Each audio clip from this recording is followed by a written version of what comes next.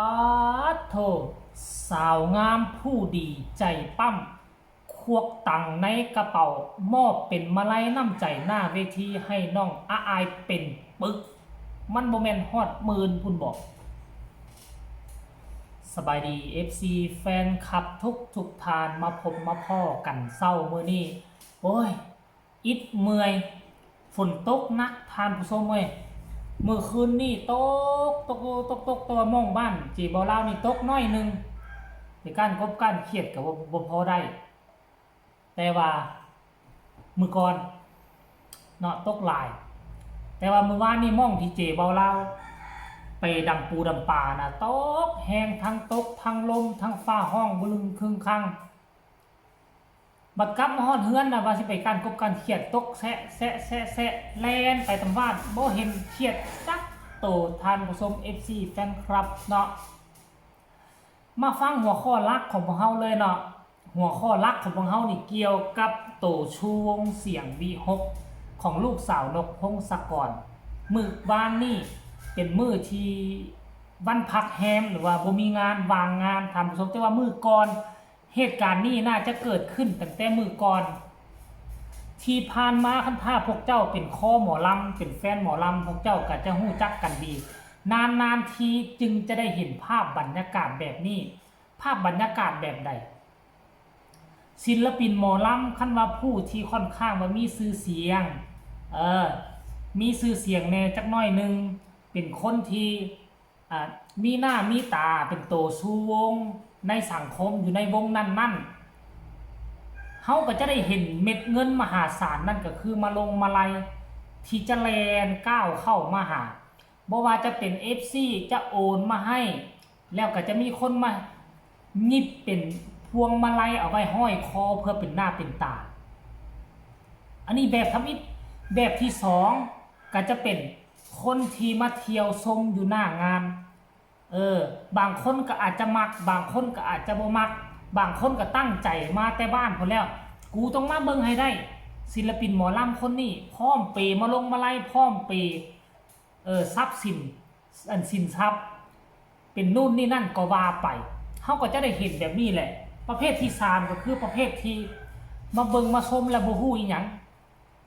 จนมาเห็นเขาเป็นตาฮักเป็นตาแพงอยู่บนเวทีเห็นคนนี้ให้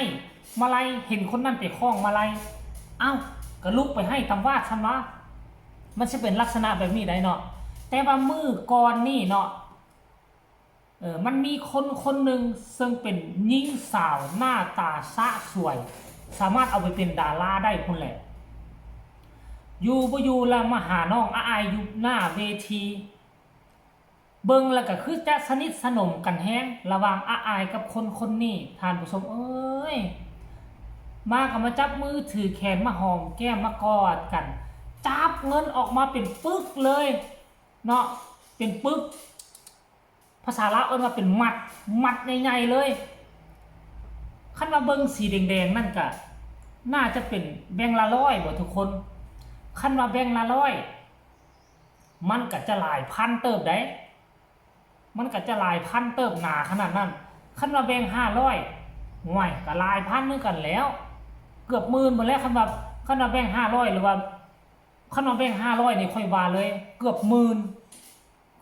เลยแหละถ้าคนมันบ่มักในการแสดงบ่มักในความเป็นกันเองบ่มักในความน่ารักของศิลปินเขาจะบ่ยอมเด็ดขาดที่จะควักเงินในกระเป๋าตนเองเพื่อจะไปให้คนอื่นแม้กระทั่งตัวเฮาลองถามตัวเฮาเบิ่งอยู่บ่อยู่คนทั่วไปนี่สิให้เฮาควักเงินเอาให้มันก็คงเป็นไปบ่ได้แต่คันถ้าหากว่าคนนี้เฮาชื่นชอบเฮามักหรือรวมทั้งสิ่งของก็แล้วกันคันว่าสิ่งของที่เฮาบ่มักเฮาจะบ่กินเฮาจะบ่ควักเงินซื้อเป็นอันขาดแต่ถ้าเฮามักแพงส่ำใดก็ญาติกันซื้อคือเก่าคือหมักทุเรียนนี่มันแบบท่านผู้ชมเอ้ยรายละเอียดให้ทุกคนไปชมภาพบรรยากาศนี่ก่อนสดๆอาจจะเกิดขึ้นมือก่อนนี่ฮับซับก้อนโตหน้าเวทีเป็นปึกท่านผู้ชมไปชมพร้อมกันเลย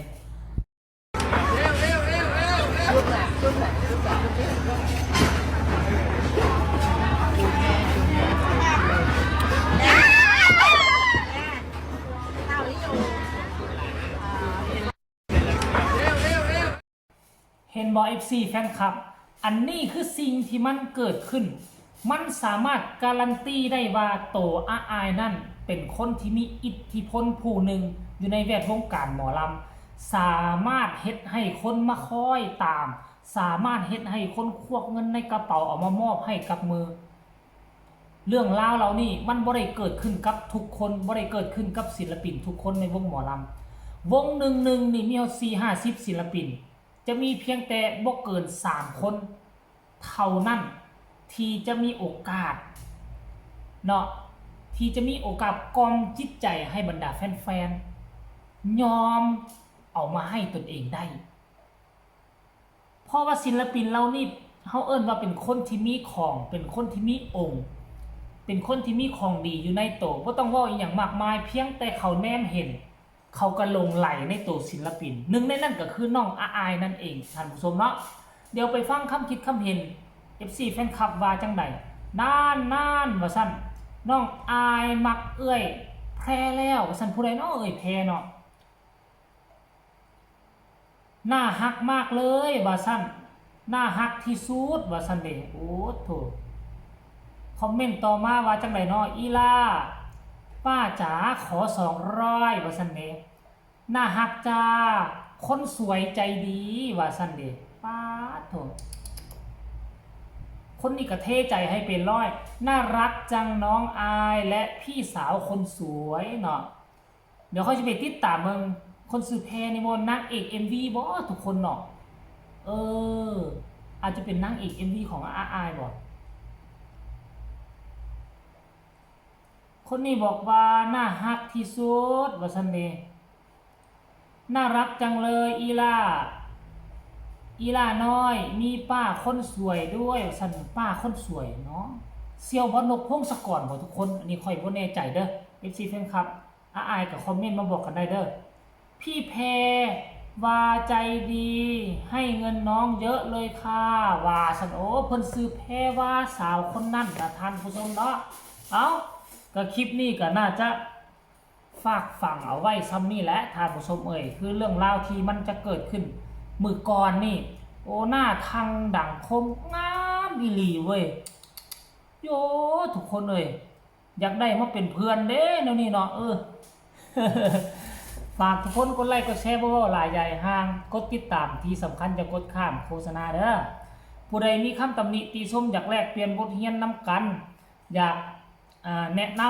ำการทำคลิปเฮ็ดข่าวหรือว่าอยากส่งข่าวหาน้องอายก็สามารถส่งมาได้ทางใต้คอมเมนต์สำหรับคลิปนี้ก็น่าจะฝากฝังเอาไว้สำเร็จสบายดี